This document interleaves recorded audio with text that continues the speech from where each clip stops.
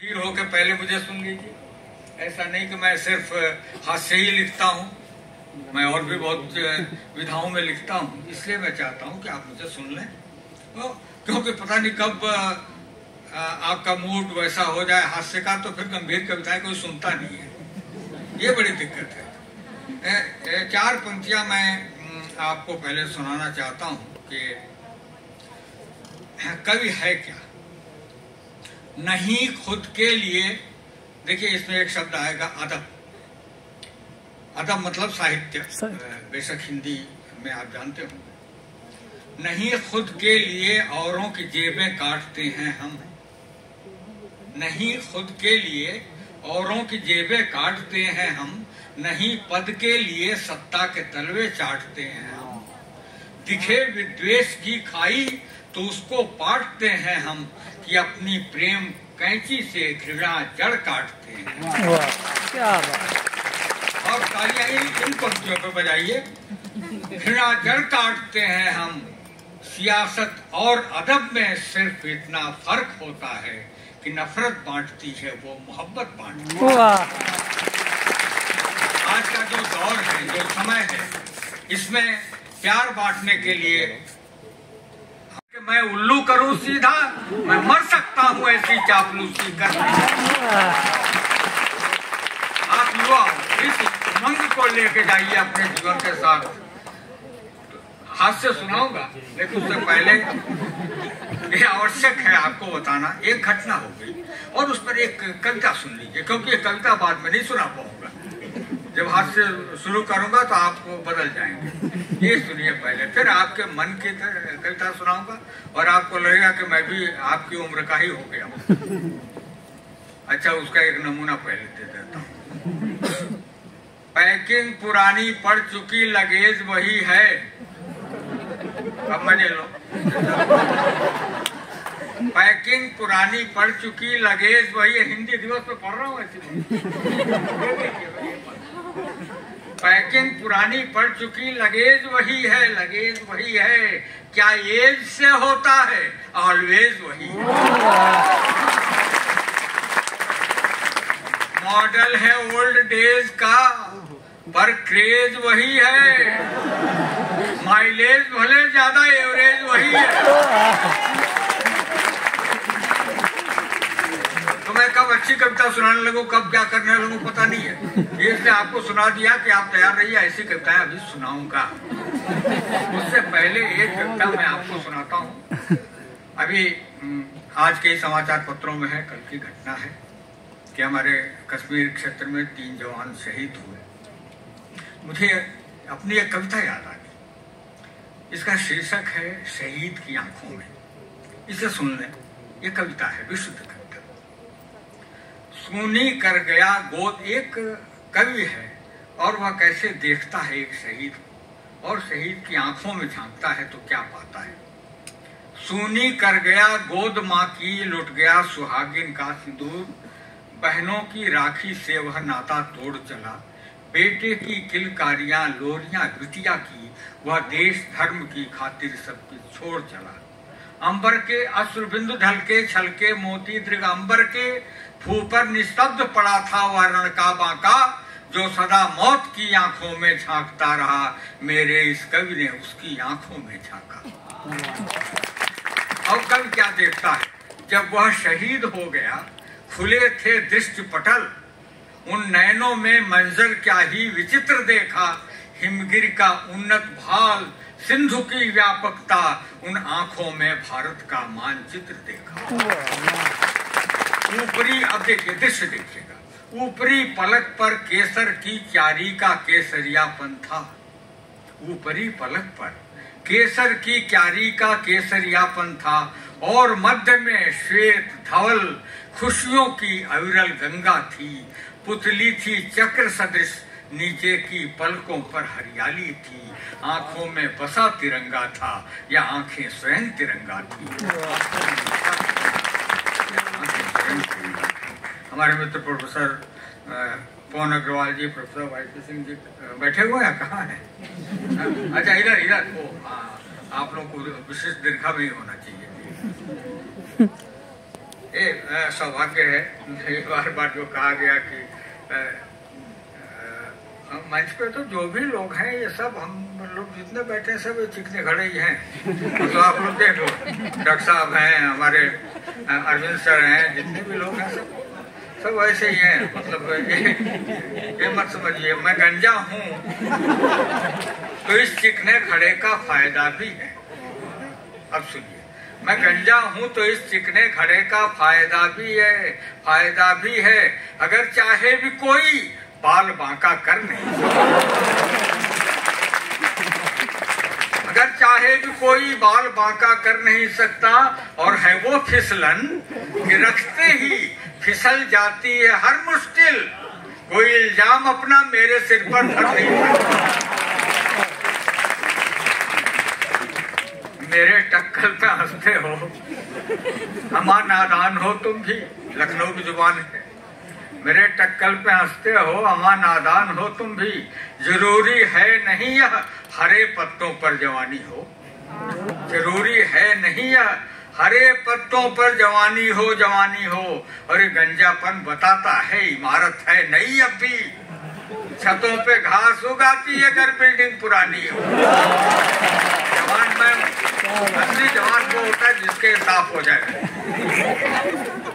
मेरे दाने दाने पर खाने वाले का नाम लिखा, जिस चिड़िया ने चुगा और के दाने चुगना भूल गई। और इतनी जुल्फों के साए में मैंने उम्र गुजारी है, बिना धूप के मेरी खुद की जुल्फें उगना भूल। तो धूप मिली नहीं तो कहाँ से उगेंगी? अब इसमें जो कुछ भी भरा हुआ है, सुनिए मैं आपको कुछ हंसी करता सुनाता हूँ। न कोई साज सुर संगत मगर सबको फंसाते हैं, कला का घर। बीच बीच में कब मैं कविता पढ़ने लगूंगा आपको ध्यान नहीं देंगे तो ये हंसी में रह जाएगा। न कोई साज सुर संगत मगर सबको फंसाते हैं, कला का घर बड़ी मुश्किल से यारो हम बसाते हैं। और विदूषक भाण जोकर मस्खरे हम हैं नहीं साहिब, हमारे पास केवल शब्द हैं जिनसे हंसाते हैं। कभी मैं हास लिखता हूँ, कभी परिहास लिखता हूँ, मैं इस पत्थर की बस्ती में मुलायम घास लिखता हूँ। जीवन से संवेदनाएं समाप्त होने लगी तब कवि को लिखना पड़ता है। कभी मैं हास लिखता हूँ, कभी परिहास लिखता हूँ, मैं इस पत्थर की बस्ती में मुलायम घास लिखता हूँ। और कठिन इस दौर में मेरी महत्ता को न झुठलाओ, मैं रोते वक्त का हंसता हुआ इतिहास लिखता हूँ। ये करता बीच बीच में करता चलूंगा, नहीं तो आप कहेंगे यहाँ से सुना के डॉक्टर साहब बैठे हुए हैं तो थोड़ा हम लोग आतंकित भी रहते हैं। वो भाषा ऐसे बता दी, वरना तो मैं तो जहाँ जाता हूँ उसके विरुद्ध ही बोल के चला जाता हूँ। हाँ, मैं इसी विश्वविद्यालय में था, 1975 की कविता याद आ गई डॉक्टर साहब। बहुत क्लिष्ट हिंदी एक बोलते थे, बाद में आपको नाम भी बता दूंगा। तो मैंने एक कविता लिख दी, लोग रुष्ट भी हुए। हमने कहा सरल हिंदी बोला करिए थोड़ा, ये हिंदी दिवस वगैरह से सीखिए, जो व्याख्यान वगैरह होते हैं सीखिए, थोड़ा हिंदी बोला करिए। तो मैंने एक कविता लिखी थी, उस समय साप्ताहिक हिंदुस्तान एक पत्रिका होती थी, उसमें प्रकाशित हुई थी। 1973-74 की बात है। बड़े ही रोमांटिक मूड में प्रेमी ने प्रेमिका से कहा, जरा भाषा देखिए। बड़े ही रोमांटिक मूड में प्रेमी ने प्रेमिका से कहा, हृदय वल्लरी लवंग लता सी सुवासित तुम मेरी सहचरी हो। हृदय वल्लरी लवंग लता सी सुवासित तुम मेरी सहचरी हो। इस मनोरम स्वर्ग की अप्सरा हो किन्नरी हो, कुसुमित उद्यान सी महकती हो तुम, लगता है वातावरण में भर रही हो। चंदन कुमकुम तो गगन मंडल से जो बरसती है चांदनी तुम वही हो। गगन मंडल से जो बरसती है चांदनी तुम वही हो। प्रेमिका ने नजरें उठाई, अचकचा के पूछा, प्रिय कहीं तुम हिंदी के टीचर तो नहीं? तो सरल हिंदी बोलिए। ये हास्य वो है जो अपने ऊपर किया जाए, दूसरे के ऊपर हास्य नहीं करना, अपने लोगों पर कर रहे हैं। हम भी हिंदी की सेवा कर रहे हैं, लेकिन यह हास्य वही श्रेष्ठ है जो अपने ऊपर किया जाए। दूसरों के ऊपर तो सब उपहास है, हास्य वो नहीं है। सुनिए, अच्छा क्या है कि डॉक्टर साहब दो दोहे सुनाता, ये आज के समय के दो दोहे मैं क्या लिखूंगा। दोहे तो रहीम लिख गए, कबीर लिख गए, और श्रृंगार रस के बहुत बड़े कवि हुए। आप तो सब हिंदी के जानकार लोग हैं। बिहारी ने जैसे दोहे लिखे वैसे श्रृंगार के दोहे तो नहीं लिखे किसी ने। मैं सोचता रहा कि इतने श्रृंगार के दोहे बिहारी ने कैसे लिखे। उस समय में महिलाएं, स्त्रियां घरों से बाहर नहीं निकलती थी और उनको रोज एक दोहा लिखना होता था। एक दोहा लिखने के लिए कवि को कितने घरों में ताक झांक करना, बड़ा खतरनाक। आज तो सुविधा है, हमसे कहो रोज हम लिखें।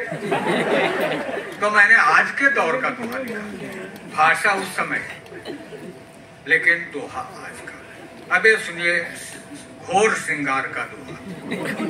घनघोर भी कैसे? लज्जा छज्जा पर धरे, खुलेपन का दौर है, तब मैंने ये दोहा लिखा। भाषा सुनिए उस समय की। लज्जा छज्जा पर धरे, सज्जा मुख लिपटाए। लज्जा समझ आ रही है ना हिंदी? अच्छा, ओके, आप समझे। लज्जा छज्जा पर धरियो, सज्जा मुख लिपटाए, और पिज्जा शॉप में कामिनी जिज्जा सनीठला।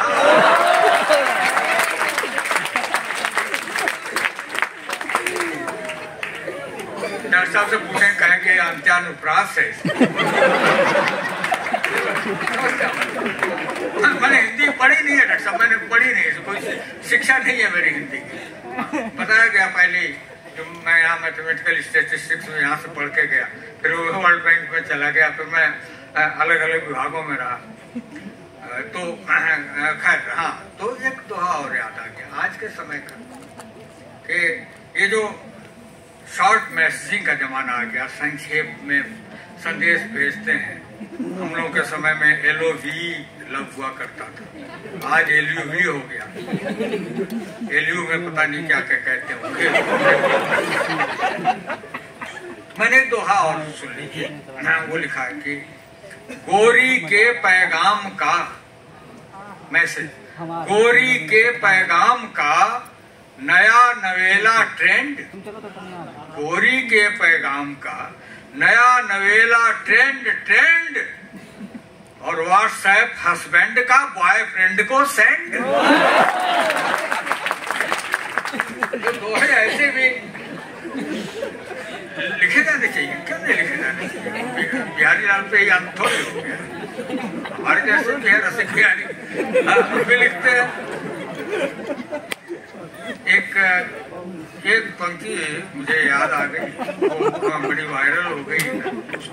कितने वो पहले तो टिकटॉक बने, फिर वायरल लगा तो मीम बनने लगे, फिर शॉर्ट्स बन गए, और कई लोकप्रिय हमारे कवियों ने जाके उसको कपिल शर्मा शो में इधर उधर पढ़ दिया तो और जगह पहुंच गई। ये दो पंक्तियों में हास्य कैसे होता है। मैंने लिखा था कि ये पारिवारिक स्थितियों पर व्यंग है, और ये आया कहाँ से। दरअसल इसको एक आशु कविता कहते हैं, तुरंत कविता होना।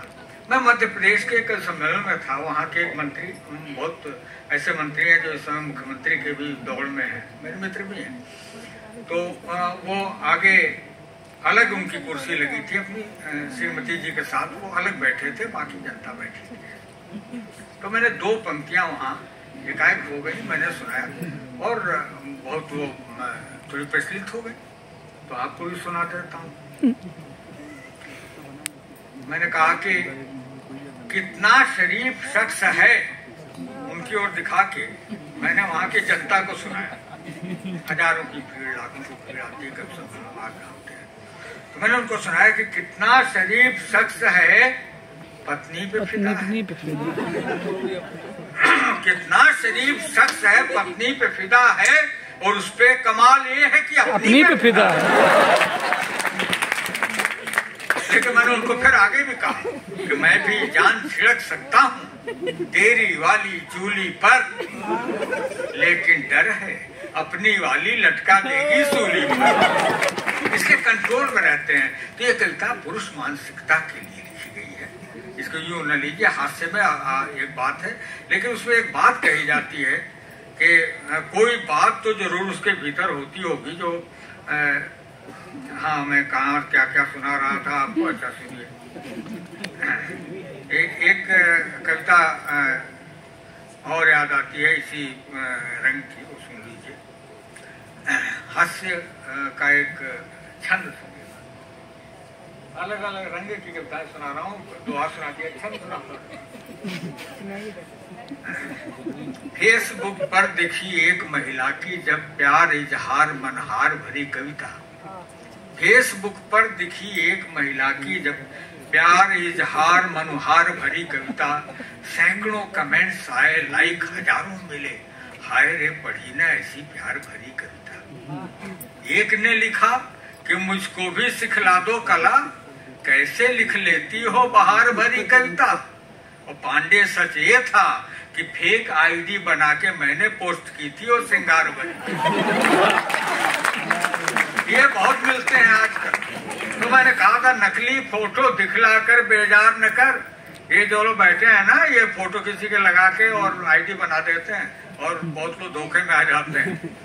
नकली फोटो दिखलाकर बेजार न कर, तू अनार है तो सौ को बीमार न कर। लब की सेल लगा करके व्यापार न कर, फेक आईडी वाला मुझसे प्यार न कर। तो हार्ट शेप हो बना हुआ जिस काइट पर, मुझको पहुंचा दो लव की उस हाइट पर।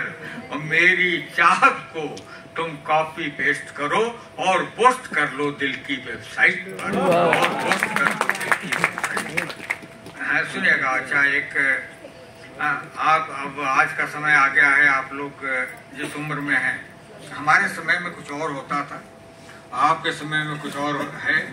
हम कुएं ढूंढते थे, ये अच्छा छोड़िए नहीं तो सुन लो, सुन ही लो, आप मन में आ गया, आधी कह दी तो पूरी कहूंगा। हम कुएं ढूंढते थे, ये सिंक ढूंढते हैं। हम जूस मांगते थे, ये ड्रिंक ढूंढते हैं। लिखते थे लव लेटर हम, ये व्हाट्सएप करते। हम इंक ढूंढते थे, लिंक ढूंढते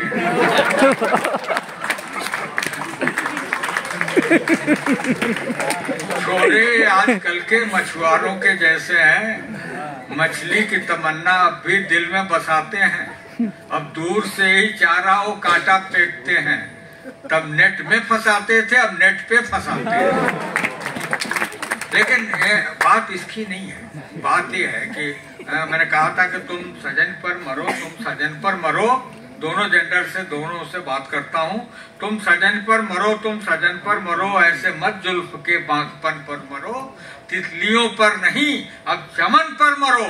तन पे तुम मर चुके, अब वतन पर मरो।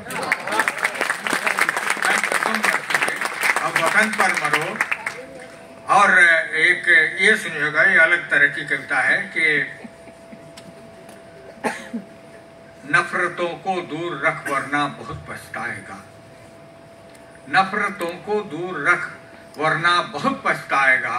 प्यार का एसी चला ले, दिल में ठंडक पाएगा। और आदमी को